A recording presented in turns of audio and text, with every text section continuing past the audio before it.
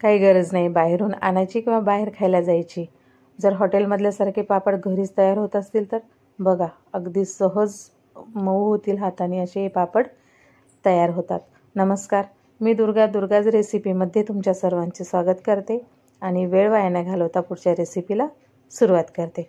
आज बनवूया मस्त असे खुसखुशीत उडदाच्या डाळीचे पापड।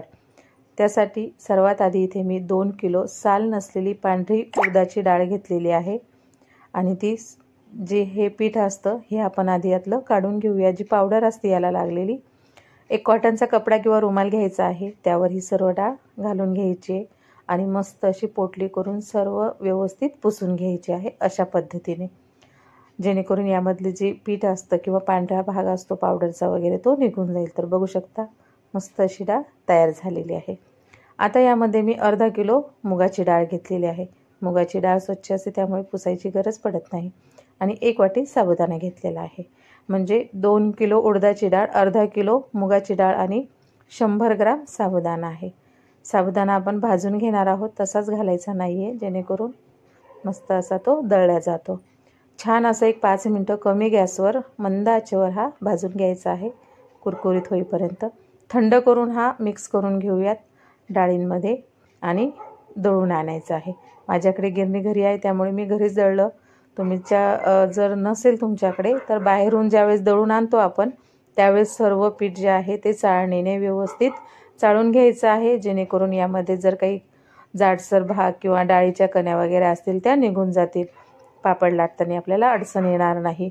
तर अशा पद्धतीने पीठ चाळून घ्यायचं आहे आणि नंतर यामधलं जे थोडंसं पीठ आपण काढून घ्यायचं आहे पापडाला लावण्यासाठी आणि उरलेल्या पिठाची आपण कणिक मळून घेणार आहोत, म्हणजे घट्ट असा याचा गोळा तयार करून घ्यायचा आहे।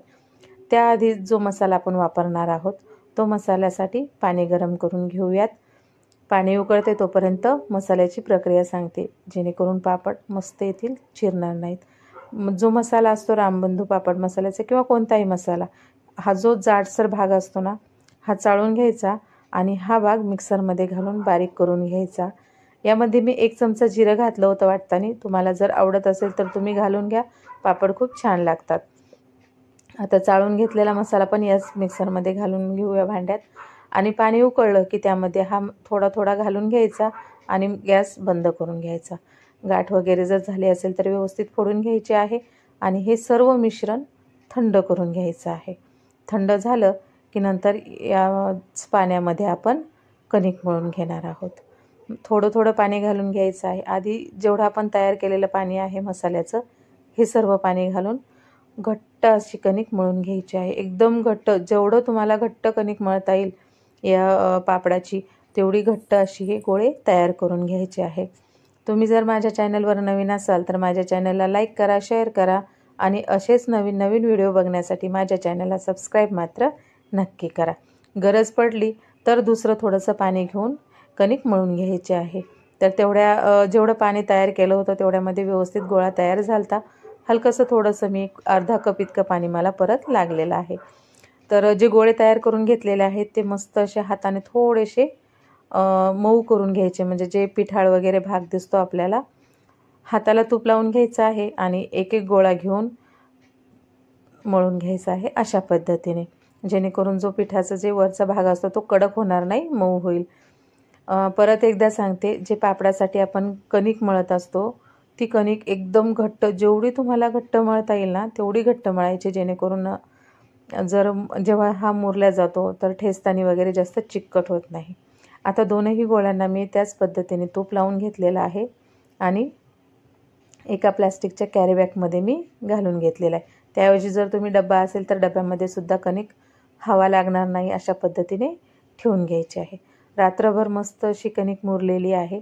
सकाळी एक गोळा काढून घेतला आहे, तुम्ही बघू शकता अगदी मस्त असा मऊ झालेला आहे। तेलाऐवजी तुम्ही तुपाऐवजी तुम्ही तेलाचा पण वापर करू शकता। मी तूप वापरले, तुम्हाला जर तेल हवं असेल तर तुम्ही तेल वापरून घेऊ शकता, पण तुपाने ना पापडाची चव खूप छान येते, म्हणून शक्यतो तुपच वापरा।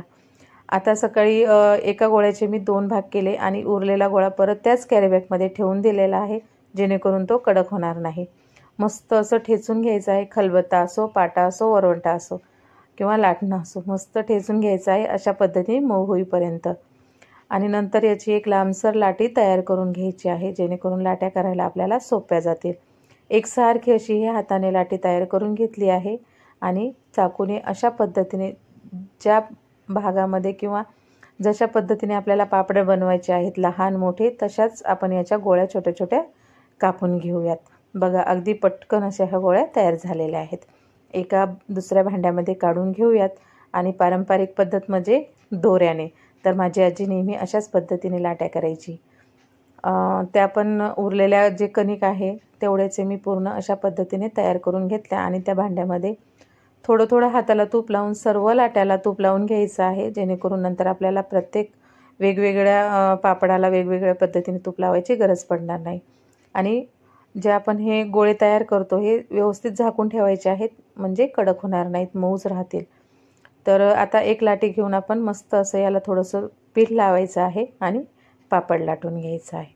बघा अगदी सहज, जितका पापडाचा उंडा घट्ट असेल तितका पापड लाटायला सोपा जातो आणि पीठ पण कमी लागतं. अजिबात पांढरे होत नाहीत किंवा जास्त भुरकेही दिसत नाहीत. आपल्याला हवे तसे पापड तयार होतात, जसे आपण बाहेरून आणतो त्याच पद्धतीने. आणि खास म्हणजे जे आपण मसाला जो मी मिक्सरमधून काढला होता, त्यामुळे काय होतं, पापड बघा केवढाही लाटला आणि कितीही पातळ बनवला तरी पण तो फाटत नाही किंवा त्याला छिद्र पडत नाही. जर मसाला जाडसर असला तर त्याने काय होतं, पापडाला छिद्र पडतात किंवा पापड लगेच फाटायला सुरुवात होती. ज्या आपल्याला प्रकारमध्ये पापड लाटायचा आहे तेवढ्या पद्धतीने लहान मोठ्या आकाराने लाटून घ्यायचं आहे. बघू शकता अगदी पातळ असे हे पापड मी सर्व लाटून घेतलेले आहेत. तर दुसऱ्या दिवशी जो गोळा उरला होता त्या गोळ्याचे मी थोडे मोठे मोठे आकाराच्या ज्या लाट्या आहेत त्या तयार करून घेतल्या आहेत आणि थोडंसं तूप लावून त्याच पद्धतीने हे जे पापड आहेत मी लाटून घेतलेले आहेत. फक्त मुलांना मसाला पापड हवे असतात म्हणून थोडे मोठ्या आकाराचे पापड मी लाटून घेतलेले आहेत. म्हणजे छोटे न लाटता एका लाटीत 2 लाट्याचं 1 लाटी होईल अशा मोठ्या आकाराच्या लाट्या तयार करून घेतल्या आणि त्याचे मस्त असे मोठे मोठे पापड मी लाटून घेतलेले आहेत त्याच पद्धतीने. तर बघू शकता तुम्ही अगदी 2 हातावर बसेल एवढा पापड तयार झालेला आहे. त्याच पद्धतीने उरलेले सर्व पापड मी लाटून घेतलेत आणि रात्रभर झाकण ठेवून असेच सुकवून घेतलेत.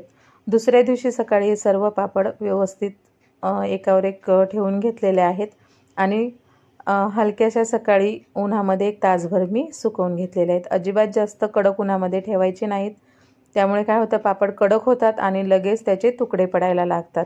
तर बघा मस्त असे पापड तयार झालेले आहेत. अजिबात याला पीठ वगैरे शिल्लक लागलेलं नाही किंवा तूपही जास्त लावलेलं नाही. मस्त असे 1 तासभर मी हलक्या उन्हामध्ये सकाळी वाळवून घेतलेले आहेत आणि भरपूर असे मस्त एकसारखे हे पापड तयार झालेले आहेत. अजिबात कुठे जाड किंवा पातळ नाही, एकसारख्या पद्धतीने मी लाटून घेतलेले आहेत आणि वाळलेले पण आहेत. कुठेही फाटलेला किंवा चिरलेला तुकडे झालेले नाहीत. तर जे लहान भागचे पापड आहेत ते 150 झालेले आहेत आणि जे मोठे बनवलेले आहेत ते 100 पापड तयार झालेले आहेत. तुम्ही बघू शकता याचा जो आकार आहे तो दोन्हीही पापडांचा वेगवेगळा आहे. मसाला पापडासाठी थोडे मोठ्याच आकाराचे बनवून घेतलेले आहेत. आपण तळून पण बघूयात. बघा तळल्यावर सुद्धा अगदी पांढरे शुभ्र हे पापड तयार होतात. अजिबात लाल होत नाहीत किंवा कडकही हा पापड तयार होत नाही. आणि यामध्ये जे बबल्स असतात जे विकत्रीच्या पापडामध्ये येतात ते पण अगदी त्याच पद्धतीने आलेले आहेत. त्यामध्ये थोडा साबुदाणा जर घातलेला तर जो आपण साबुदाणा घातलेला आहे त्यामुळे पापड अगदी खुसखुशीत तयार होतात. त्यावर मस्त मसाला पापड बनवायचा असला की कांदा, टोमॅटो, कोथिंबीर आणि बारीक शेव. माझ्याकडे थोडी बारीक शेव नव्हती म्हणून मी जी फरसाणची शेव होती थोडी मोठी तीच यावरती घालून घेतली आहे. तुम्ही जी पापड साठी असते ती बारीक शेव घातली तरी चालते. तर बघा मस्त असा मसाला पापड तयार झालेला आहे, अगदी खुसखुशीत कुरकुरीत. तुम्हाला माझी रेसिपी कशी वाटली कमेंट करून नक्की सांगा. व्हिडिओ आवडला असेल तर लाईक करा, शेअर करा आणि सबस्क्राईब मात्र नक्की करा. चला तर मग भेटूया पुढच्या रेसिपीमध्ये. नमस्कार.